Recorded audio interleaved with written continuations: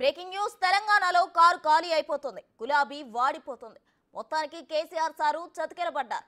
Assembly ఎన్నికల తర్వాత పటాపంచలైన BRS సార్వత్రిక ఎన్నికలతో భూస్థాపితమయ్యే స్థితికి చేరుకుంది. అంతా కోల్పోయిన కేసీఆర్ గ్రేటర్ పైనే ఆశలు పెట్టుకున్నారు. అక్కడ కూడా బాస్ ఆలోచనలు బెడిసికొట్టాయి. ఉన్న కొంతమంది ఎమ్మెల్యేలతో నెట్టుకొస్తూ కొన ఊపిరితో ఉన్న బీఆర్ఎస్ కు భారీగానే షాక్ తగలనుంది.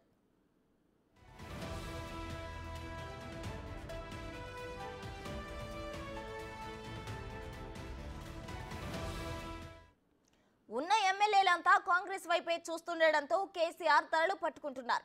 వారిని చేజార్చుకోకూడదని ఐడియాలు వేస్తున్నారు కానీ అవి దెబ్బతీస్తున్నాయి. పార్టీకి పెద్దనగా ఉన్న పోచారం కాంగ్రెస్ కు జై కొట్టడంతో బీఆర్ఎస్ కు పెద్ద దెబ్బే తగిలినట్లయింది. భారీ అంచనాలు పెట్టుకున్న గ్రేటర్లో ఇప్పుడు కారు ఖాళీ అయ్యే పరిస్థితులు కనిపిస్తున్నాయి. గ్రేటర్ హైదరాబాద్ నుండి గులాబీ ఎమ్మెల్యేలంతా పార్టీ మారేందుకు సిద్ధమవుతున్నారు. ఇప్పటికే జీహెచ్ఎంసీ మేయర్ సైతం కాంగ్రెస్ లో చేరిపోయారు. ఎల్బీ నగర్, ముషీరాబాద్, ఉప్పల్, అంబర్పేట, కూకట్పల్లి, రాజేంద్ర నగర్ నుండి గెలిచిన ఎమ్మెల్యేలంతా హస్తంతో చేతులు కలిపేందుకు ముహూర్తం ఫిక్స్ చేసుకున్నారనే టాక్ నడుస్తోంది. నెమ్మదిగా గ్రేటర్ పై బీఆర్ఎస్ పట్టుకోల్పోతుంది.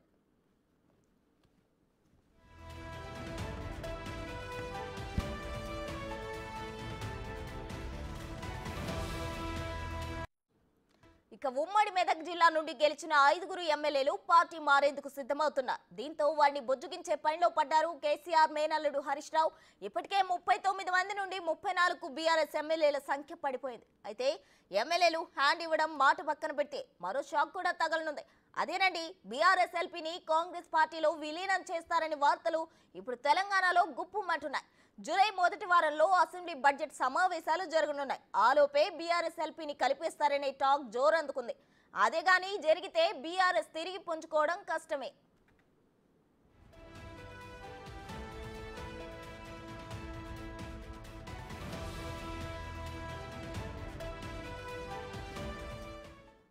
ఇదే అంశానికి సంబంధించి మరింత సమాచారం మా ప్రతినిధి సైదులు లైవ్ లో అందిస్తారు. సైదులు, చెప్పండి, బీఆర్ఎస్ కు గట్టి షాకే తగులుతుంది.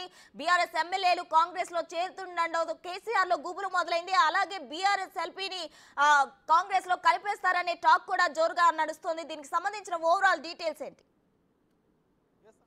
బీఆర్ఎస్ ఎల్పీని జూలై మొదటి వారం లోపే విలీనం చేసేందుకు ఇప్పటికే ప్రణాళికలంతా కూడా రచించారంటగా మనకు సమాచారం అందుతుంది. ఇప్పటికే బీఆర్ఎస్ చెందినటువంటి 39 మంది ఎమ్మెల్యేలు 34కి సంఖ్య పడిపోయింది. ఎందుకంటే చూసాం మనము గ్రేటర్ హైదరాబాద్ నుంచి ఖైరతాబాద్ ఎమ్మెల్యేగా గెలిచినటువంటి దానం నాగేందర్ కాంగ్రెస్ గుట్టుకొచ్చారు. కంటోన్మెంట్ సిట్టింగ్ స్థానం కూడా బీఆర్ఎస్ పార్టీ కోల్పోయింది. స్టేషన్ గన్పూర్ నుంచి కూడా కడియం సిహరి చాలా సీనియర్ నాయకుడు, తను కూడా కాంగ్రెస్ గుట్టుకొచ్చారు. అదేవిధంగా భద్రాచలం నుంచి గెలిచినటువంటి తెల్లం వెంకట్రావు కూడా బీఆర్ఎస్ పార్టీకి రాజీనామా చేశారు, కాంగ్రెస్ వైపు వచ్చారు. సో ఇక చూసుకుంటే రీసెంట్గా 3 రోజుల క్రితం చాలా సీనియర్ నాయకుడు పార్టీలో పోచారం శ్రీనివాసరెడ్డి, బాన్సువాడ ఎమ్మెల్యేగా ఉన్నటువంటి పోచారం శ్రీనివాసరెడ్డి కూడా సీఎం రేవంత్ రెడ్డి సమక్షంలో కాంగ్రెస్ గుట్టుకొచ్చారు. సో ఇక రానున్న రోజులలో మిగతా గ్రేటర్ హైదరాబాద్ చెందినటువంటి ఎమ్మెల్యేలందరూ కూడా వచ్చేందుకు సిద్ధమైనట్టుగా కూడా మనకైతే సమాచారం ఉంటుంది.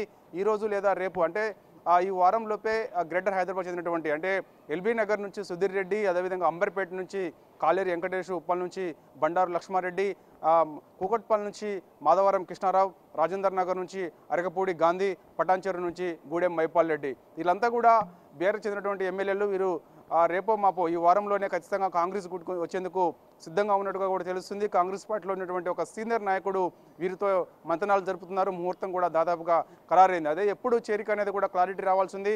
నేరుగా ఢిల్లీ వెళ్ళి రాహుల్ గాంధీ సమక్షంలో కాంగ్రెస్ గుట్టులో చేరతారా, లేదంటే ఇక్కడే మన రాష్ట్రంలోనే సీఎం రేవంత్ రెడ్డి సమక్షంలో, అదేవిధంగా తెలంగాణ రాష్ట్ర కాంగ్రెస్ పార్టీ వ్యవహారాల ఇన్ఛార్జి దీపదాస్ మున్షి సమక్షంలో కాంగ్రెస్ పార్టీలో చేరతారనేది కూడా ఈ 2-3 రోజుల్లోనే ఒక క్లారిటీ వచ్చే అవకాశం కనిపిస్తుంది.